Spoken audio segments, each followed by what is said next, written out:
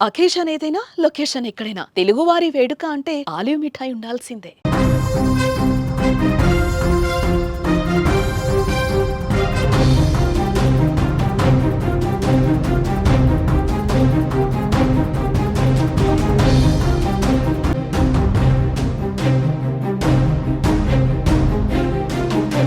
భారత్ పాకిస్తాన్ సరిహద్దుల్లో పరిస్థితి ఉద్రిక్తంగా ఉంది. ఏ క్షణం ఏం జరుగుతుందో అర్థం కాని పరిస్థితి ఏర్పడింది.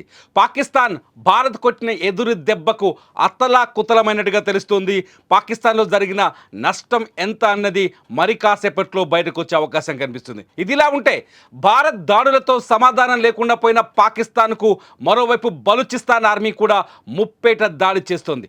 సరైన సమయంలో స్పీడ్ పెంచి పాక్ సైన్యంపై విరుచుకుపడుతోంది. పాక్ నుంచి తాము విముక్తి పొందడానికి ఇంతకు మించిన తరుణం రాబోదని బిఎల్ఏ నాయకులు భావించి పాక్ భరతం పడుతున్నారు. భారత్ దాడి చేస్తున్న సమయంలోనే పాకిస్తాన్ సైన్యం దాని నిఘా కమ్యూనికేషన్ టవర్లను లక్ష్యంగా చేసుకొని రిమోట్ కంట్రోల్డ్ ఐఈడీలు, ఇంప్రూవైజ్డ్ ఎక్స్ప్లోజివ్ డివైజ్లు ఉపయోగించి దాడి చేస్తోంది. బలూచ్ లిబరేషన్ ఆర్మీ దాడులను కాచుకోలేక పాక్ సైన్యం చెత్తకిల్ల పడుతోంది. పాకిస్తాన్ ఆర్మీకి చెందిన అనేక స్థావరాలపైన అనేక గ్రెనేడ్లను విసిరింది బిఎల్ఏ. అనేక మంది సైనికులను చంపామని ప్రకటిస్తోంది బిఎల్ఏ. పాక్లోని ప్రధాన భూభాగం క్వెటాను బలూచిస్తాన్ స్వాధీనం చేసుకున్నట్టు తెలుస్తోంది. బలూచ్ ఆర్మీతో పోరాడలేక పాక్ సైన్యం చేతులెత్తేసిందని, దీంతో క్వెటా బిఎల్ఏ స్వాధీనమైందని సమాచారం అందుతోంది. పాకిస్తాన్ ఆర్మీకి ప్రజలు ఎవరూ సహకరించకూడదని హెచ్చరికలు జారీ చేసింది.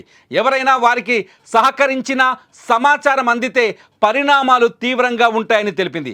బలూచ్ స్వతంత్ర పోరాటంలో భాగంగా పాక్లోని 6 ప్రాంతాలపై దాడులు చేసినట్టు బిఎల్ఏ ప్రకటించుకుంది.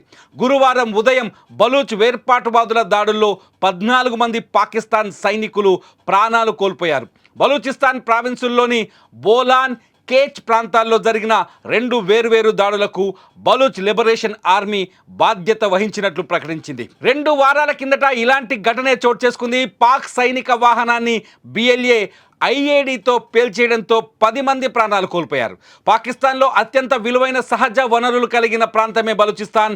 పాక్ పాలకుల పక్షపాత వైఖరి కారణంగా దశాబ్దాల కిందటి నుంచే బలూచిస్తాన్ పోరాటం చేస్తోంది. ఈ నేపథ్యంలోనే బలూచిస్తాన్ లిబరేషన్ ఆర్మీ పేరుతో ఏర్పాటైన దళం ఇటీవల పాక్ సైన్యంపై భారీ దాడులకు పాల్పడుతోంది.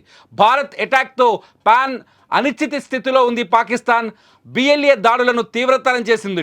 బలూచిస్తాన్ స్పీడ్ చూస్తుంటే అతి త్వరలోనే పాక్లోని మరికొన్ని భూభాగాలను స్వాధీనం చేసుకునే అవకాశం స్పష్టంగా కనిపిస్తోంది.